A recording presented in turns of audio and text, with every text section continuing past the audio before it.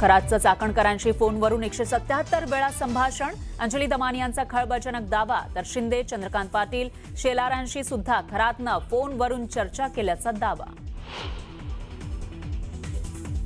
माढाच्या अंजनगाव खोलोबा गावामध्ये तणावाची स्थिती. लक्ष्मण हाके बॅरिकेड्सवर उभे राहून झाले आक्रमक.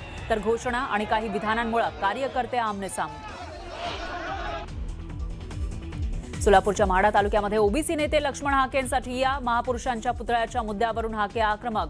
पुतळा शासकीय जागे स्थलांतराच्या मागणीवर ठिय्या. बारामती राहुरी विधानसभा पोटनिवडणूक बिनविरोध होण्याची शक्यता मावळली. पोटनिवडणूक लढण्यास काँग्रेस पक्षश्रेष्ठींचा हिरवा कंदील. भोंदू अशोक खरात प्रकरणामध्ये आणखी एक धक्कादायक माहिती समोर. फरार पत्नी कल्पना खरात गेल्या 16 वर्षांपासून माहेरी गेलीच नाही. स्थानिक पोलिसांच्या मदतीनं माहिती उघड. सिन्नर तालुक्यातील पाडळी इथं एसआयटी कडून चौकशी. घरामध्ये खूप कॅश यायची, सर्व डॅडला माहिती. भोंदू अशोक खरात प्रकरणामध्ये खरातचा मुलगा हर्षवर्धन खरातचा एसआयटी चौकशीत मोठा खुलासा.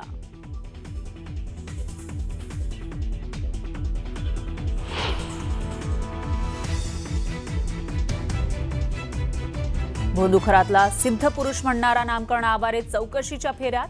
नामकरण आवारेची पोलिसांकडून चौकशी सुरू. जगदंब पतसंस्थेच्या व्यवहारांबद्दल चौकशी. समता पतसंस्थेचा संस्थापक काका कोयटे भोंदू खरातचा भक्त. खरात वापरत असलेले 100 खाती समता पतसंस्थेमध्ये. खात्यावरून कोट्यावधींची देवाणघेवाण. नाशिकमध्ये आणखी एक सेक्स स्कॅन्डल उघडकीस. एका व्यावसायिकाच्या टॅबमधील मैत्रिणीचा व्हिडिओ व्हायरल करण्याची धमकी. लाच स्वीकारताना 4 संशयित पोलिसांच्या ताब्यात. मुंबई पुणे एक्सप्रेस हायवेवर वाहतूक कोंडी. मुंबईकडे जाणाऱ्या मार्गावर 3 ते 4 किलोमीटरपर्यंत वाहनांच्या रांगा.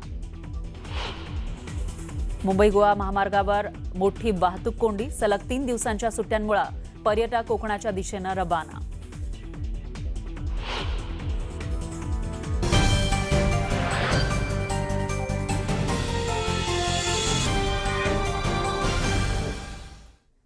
बुलेटिनच्या सुरुवातीला एक मोठी बातमी आहे. नवी मुंबई शिवसेना भाजप वाद पुन्हा एकदा चव्हाट्यावर आलाय. नवी मुंबई महानगरपालिकेच्या कार्यक्रमात उपमुख्यमंत्री एकनाथ शिंदेंचं नावच नाही. कार्यक्रम पत्रिकेमध्ये नाव नसल्यानं शिंदेंच्या शिवसेनेचे नगरसेवक साहिल चौगुले आक्रमक झाले. वनमंत्री गणेश नाईक यांनी नुकत्याच उद्घाटन केलेल्या उड्डाण पुलाजवळ निषेध व्यक्त करत आंदोलन केलंय. त्यामुळे नवी मुंबईमध्ये शिंदेंची शिवसेना आणि भाजप यांच्यामधील वाद शमण्यापेक्षा अधिक वाढेल अशी चिन्ह आता दिसू लागली आहेत.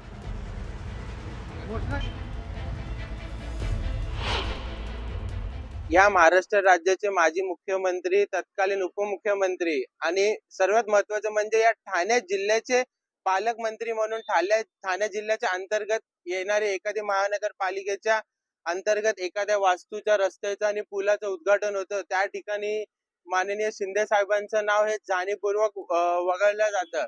ह्याच्यापूर्वी पण महिला दिनाच्या निमित्ताच्या कार्यक्रम पत्रिकामध्ये शिंदे साहेबांचं नाव जातं.